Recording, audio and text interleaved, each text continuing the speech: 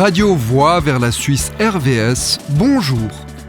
Content de vous retrouver pour notre série sur la guerre du Sonderbund.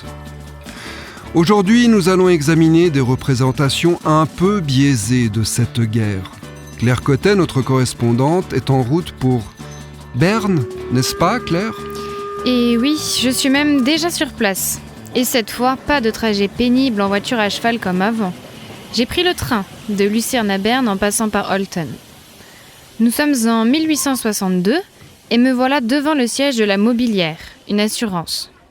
Pour tes assurances, tu ne veux pas plutôt t'adresser à un agent du 21e siècle ? Mais non, ce n'est pas pour mes assurances. L'homme que je m'apprête à rencontrer, c'est Charles-Alexandre Steinhöslin, l'inspecteur général de la Mobilière pour la Suisse romande. Et quel est le rapport avec la guerre du Sonderbund ? Eh bien, il y en a plusieurs. Il était lui-même lieutenant dans les troupes fédérales et on a fait des gravures, un peu comme un photographe de guerre, si tu veux.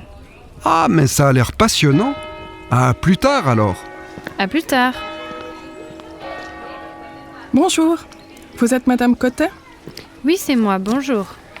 Monsieur l'inspecteur général vous attend. Monsieur Steinhöslin ? Madame Cotet est là. Bonjour madame, je suis ravi de faire votre connaissance. Prenez place s'il vous plaît. Merci beaucoup de me recevoir. Bonjour monsieur. Alors, que puis-je pour vous ? On m'a dit que vous vouliez parler de l'époque du Sonderbund ? Oui, en effet. J'aimerais beaucoup en savoir plus sur les gravures que vous avez faites à ce moment-là. Oh, les gravures. Alors, il me faut remonter à avant la guerre du Sonderbund. Un an plus tôt, je n'avais pas encore 20 ans, j'étudiais à la fameuse école Städel de Francfort, une école d'art, vous savez. Et un an plus tard, vous faisiez déjà la guerre. Oui, j'ai été rappelé à l'armée.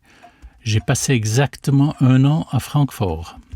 Mais visiblement, vous avez emmené l'art dans vos bagages d'officier. J'ai eu la grande chance d'être affecté à la division 2. Nous avons traversé l'Entlibourg jusqu'à Emmenbrücke et n'avons par chance jamais été en première ligne ni appliqués dans les combats. Mais comme j'avais mes carnets de croquis et de l'encre avec moi, j'ai évidemment fait quelques dessins. En effet, et notamment d'un chapitre pas très glorieux à Malters. Les fédéraux ont pillé les maisons alors que leur propre commandant l'avait clairement interdit. J'ai vu ça sur une de vos gravures. Oui, je voulais aussi montrer cet aspect de la guerre, représenter ce que je pouvais voir de mes propres yeux. Dommage que pas tous les soldats n'aient respecté les ordres à ce moment-là. Oui, en effet. Maintenant, j'aimerais aborder un sujet assez délicat. J'ai regardé une de vos gravures avec beaucoup d'attention, celle qui s'intitule « Combat de la division Ziegler à Giesigon ». Honnêtement, votre gravure est vraiment magnifique. Mais elle n'a rien à voir avec Giesigon. Par exemple, la chapelle qu'on y voit, c'est celle de Honau. C'est juste, vous avez raison. Et vous savez pourquoi ? Je n'étais pas sur place ce jour-là. Ce sont des compagnons d'autres divisions qui m'ont raconté comment ça s'était passé. Je n'ai bien sûr gravé la plaque qu'après la bataille.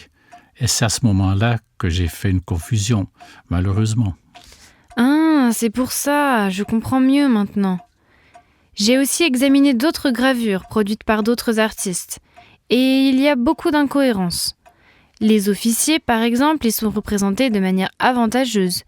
La réalité du terrain ne correspond parfois pas du tout à ce qui est dessiné. Les troupes occupent des positions complètement différentes. Les ponts sont inventés. Vous avez l'œil d'un aigle. En effet, j'étais l'un des rares artistes à avoir pris part à la guerre et l'avoir représentée par la suite. La plupart des autres n'ont peint ou gravé leurs scènes que bien plus tard, sur commande.